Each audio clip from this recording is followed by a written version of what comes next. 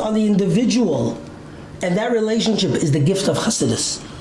And how incredibly prescient it was in the 18th century to understand that in our day and age, it's the only effective, long-term, sustainable way of relating to Hashem. Of course we have to have a reverence of Hashem. Of course there's a time to recognize His majesty.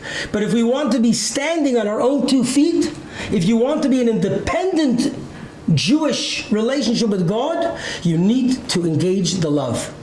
Think about the shluchim around the world, who the Rebbe sent out with such incredible daring, all over the world, wherever they are, in some of the most forlorn places.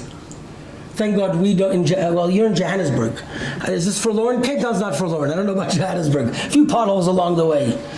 But think about this, the incredible bravery to send a person out with no support system, with no natural institutions or anything to really hold them up, and yet that person we know will stand, and their children will be wonderfully successful, and they'll look exactly like the parents and the Babas and Zaydis, even though they grew up in some of the most unlikely remote areas in the world.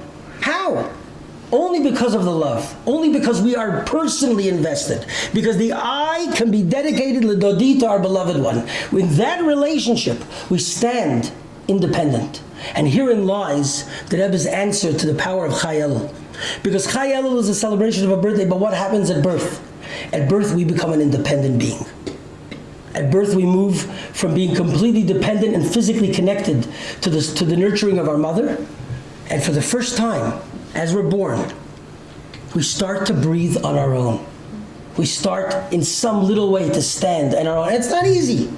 And we give like a shrai and a gevein because it's a little scary to stand on your own when you've had it so good and so comfortable, as though you're floating around over there in the womb and getting your breakfast over there and you're constantly plugged in. We're standing on our own, but that first breath is the very essence of what Chassidus innovated. That first breath is a declaration that you and I are the ones who have to carry that torch. That we can stand on our own and we have an independent relationship, individual relationship with Hashem, and it is up to us. So say yes to a better year is not just a slogan, it's a revolution. It's the choice that each one of us has to walk out tonight, empowered by the innovations and the teachings of the Baal Shem Tov and the Alter Rebbe, empowered by the Chassidus, empowered by the Rebbe's cry, believing in the ability, the infinite, limitless possibility and ability of each one of us, so that we can go out there, that we can embrace the opportunities, that we can see that when something comes our way, we don't simply pass it on or think it's not about me or it's not for me. That humility is misplaced. The Baal Shem Tov was once asked by his students, you taught us that everything is by divine providence and therefore we can learn a lesson from everything. What can you learn? A lesson from an atheist. Beginning of the Enlightenment. What lesson do you learn from an atheist? And Baal Shem Tov said you learn a lesson from an atheist.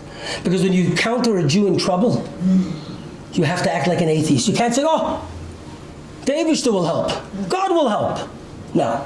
When you encounter a Jew in trouble, you're the help. You're the one who has to do it. Don't suddenly throw it to God. Act like the atheist, and you be the difference.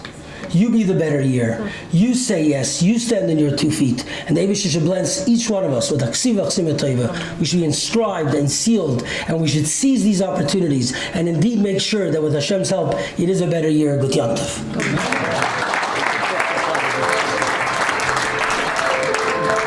Rabbi Yisrael ben Eliezer was born in 1698 in the small Polish city of Plost.